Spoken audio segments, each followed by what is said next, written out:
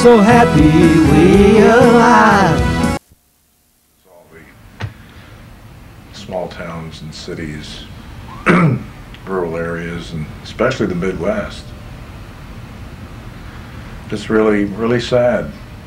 I had a talk show call after I got a letter published in the New York Times suggesting what I just did of the Oxycontin manufacturers splitting the costs of detox. The really a right-wing corporate hugging talk show host that, take away from the bottom line of industry? You've got to be kidding. But this kind of thing is just such a pernicious, pervasive kind of problem where you have people, the industry causing trouble, causing grief and suffering, and evading any kind of responsibility for picking up the pieces. That's not good. That's irresponsible corporate behavior. Well, I mean, isn't at least some Oxycontin that's people are addicted to produced illegally? I doubt that. You think it all comes from the pharmaceutical company? Yes. And that they're benefiting their bottom line, but not society. And the DEA doesn't know what to do about it. I mean, you can. Well, what would you do about it? Just what I said. What you just said. I'd make involuntary commitment easier for this kind of thing. If somebody did something antisocial or horrible, we have commitment laws on the books, but we use them because we don't have any facilities anymore. They've been shut down.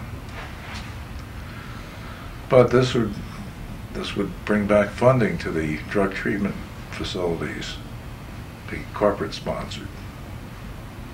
Betty Ford Institute could probably get a good grant from pharmaceutical industries. 25% increase in health costs because of our pharmaceutical industries and this aggressive direct marketing.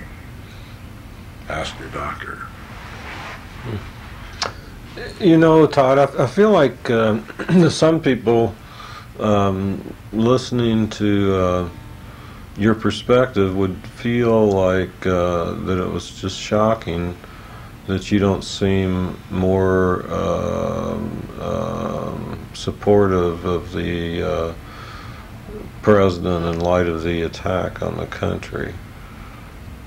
How should I feel supportive? What best way to be supportive is to be a good citizen. Best way to be a good citizen is to participate in your community and and to help it be prepared. And to help it be prepared, you don't want to have it all fighting amongst one another with chaos and distraction.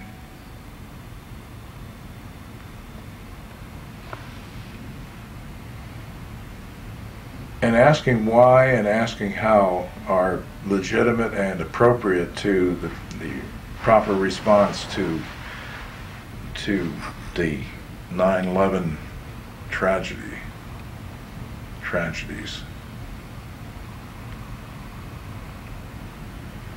But having this knee-jerk, let's go and punish and let's demonize and be ignorant, not know exactly what we're doing, but we're doing something, is just to cause more problems. And you don't see the installation of this new government in Afghanistan and getting the Taliban out of power. You don't see that as a positive development?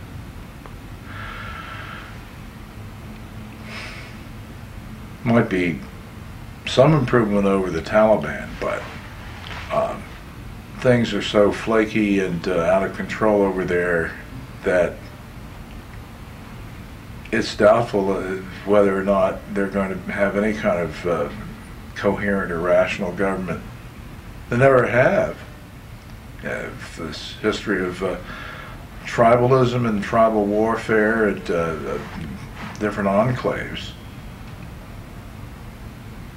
And they've been the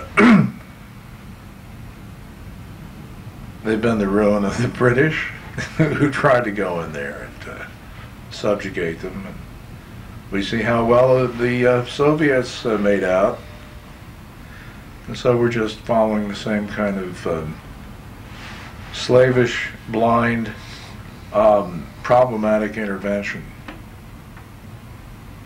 So you're not too optimistic on No. on the outcome. No. And I'm afraid with Pakistan and Israel having nuclear weapons. India? And India.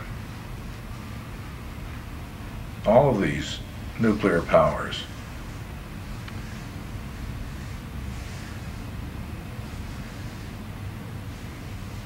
I just fear that we can see the end of civilization.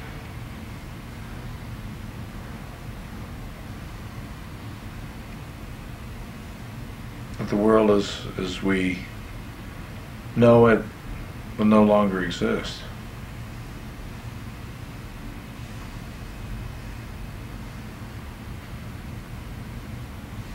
And all the technology, all the advancements.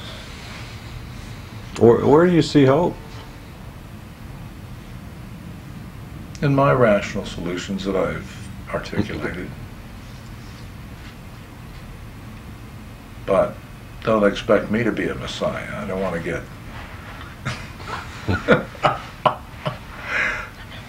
oh no, being messianic really takes a lot of energy.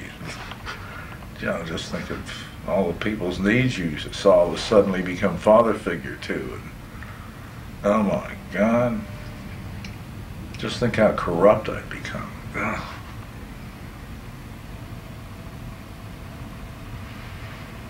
Yeah, I just as soon watch it from the wings.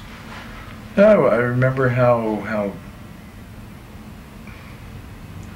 fearful, appropriately fearful I was when I was attending a Tim Leary presentation, and he was really working the crowd and getting them very enthusiastic and saying, tune in, turn on, and drop out. I'm thinking, oh, you're in for big trouble, buddy. As a result, I never permitted my photograph to be taken with him.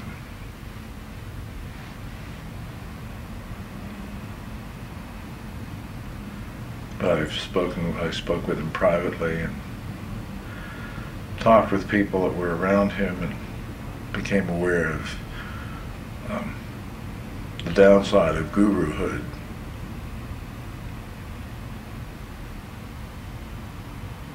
And recognized in terms of all the trouble he got into with the government? Well, yes, and also being vulnerable to people that didn't have his best interest in mind, and especially his choice in women. Oh, really? Yes. I don't know about. Well, his wife committed suicide or something. one of them. But I really felt that he really didn't perceive what was happening to him and how people were regarding him and how many people did fear and hate him. And so, as heady and fascinating it was, I also recognized it was kind of like I didn't want to flip too close to this flame. Oh, really? Yes.